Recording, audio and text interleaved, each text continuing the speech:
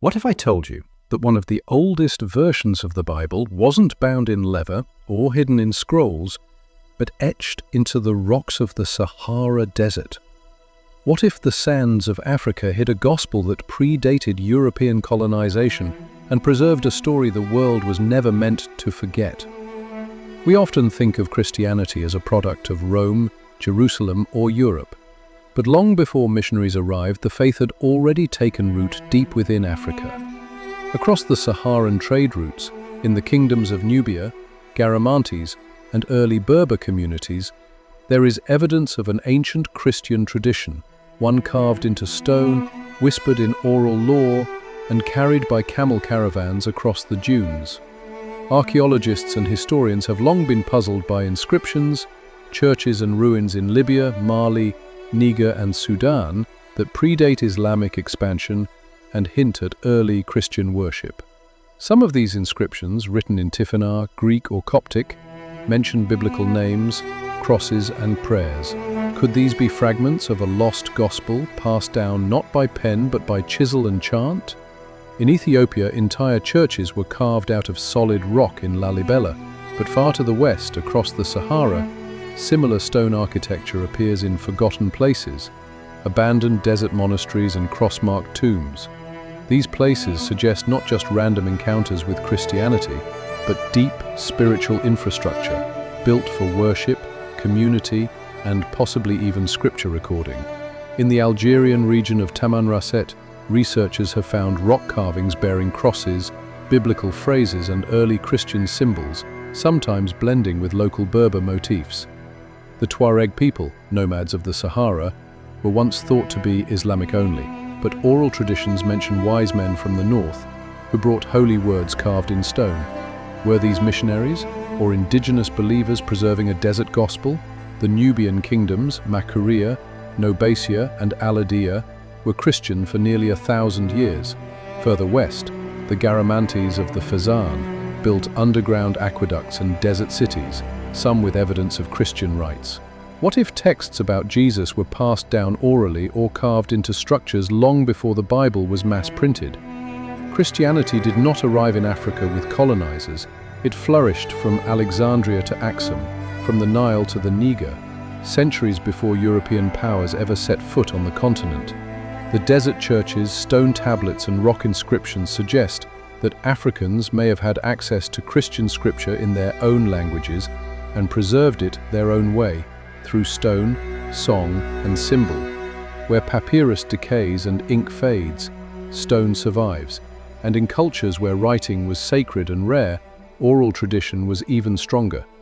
Could it be that entire chapters of Jesus' teachings were memorized and sung, and only symbolically recorded in stone carvings, awaiting rediscovery today? If these desert inscriptions are truly Christian, they rewrite what we think we know about where and how the gospel spread.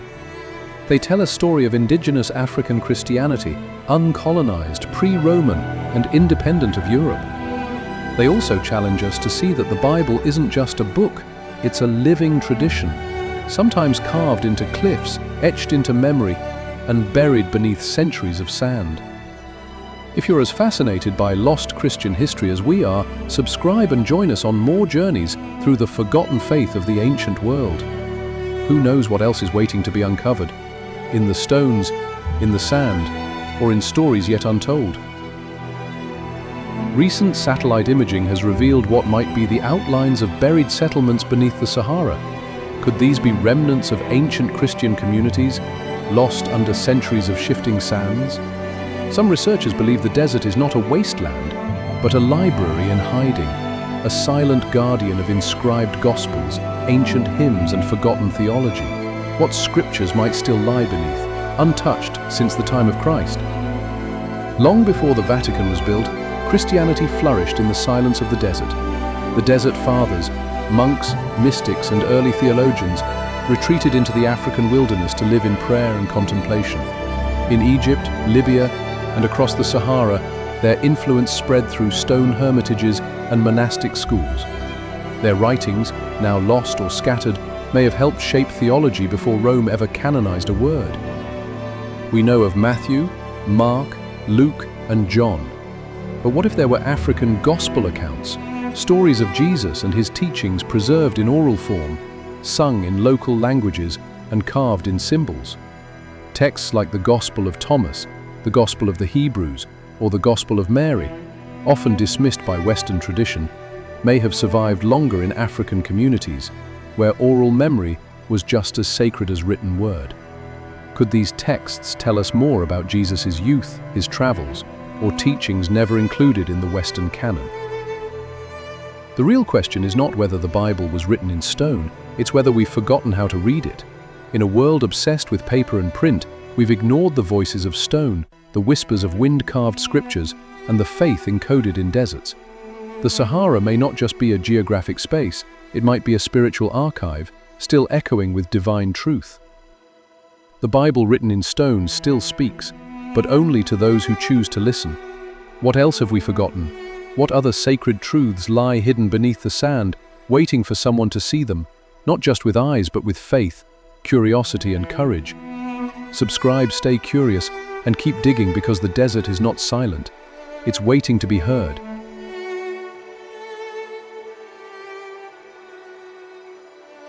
While the world looks to libraries and museums for lost scripture, a few bold archaeologists are looking to the sand. In places like Old Dongola in Sudan, Qasr Ibrim in Egypt, and the Tassili Niger in Algeria, scholars are finding rock-hewn churches, Christian graffiti, and inscriptions older than Western church buildings. These discoveries are not fiction, they're real, documented and growing, but most of the world ignores them. Why? Because they don't fit the mainstream narrative of Christian history. But truth doesn't vanish, it just waits to be uncovered. From Ethiopia to Egypt, Sudan to the Sahel, Christianity existed in Africa, not as an import, but as a living, local tradition. It grew through oral storytelling, desert rituals, and stone inscriptions long before missionaries arrived. And yet, African Christianity has often been erased, rewritten, or ignored in modern textbooks. The idea that African peoples had their own version of the gospel, sometimes written in rock instead of ink, is both revolutionary and restorative. Today, local scholars, monks and historians across Africa are fighting to preserve these sites. Monasteries in Tigray, Ethiopia, still use the Ge'ez language, unbroken for over 1,000 years.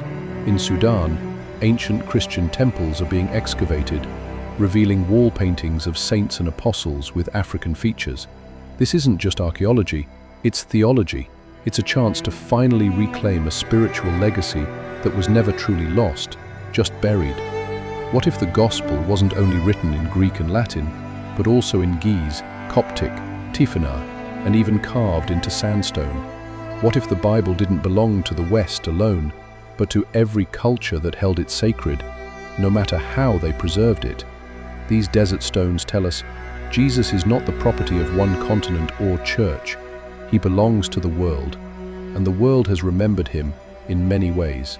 The desert has spoken, the stones have stories, and Africa's role in early Christianity is not a side note, it's a chapter still being written. So we ask you, will you be part of this rediscovery? Will you see beyond Western texts and listen to the Bible written in stone? Thank you for joining us on this journey through the Sahara's sacred past. Like, subscribe and share if you believe history is more than what we've been told, because sometimes truth is carved into the earth beneath our feet.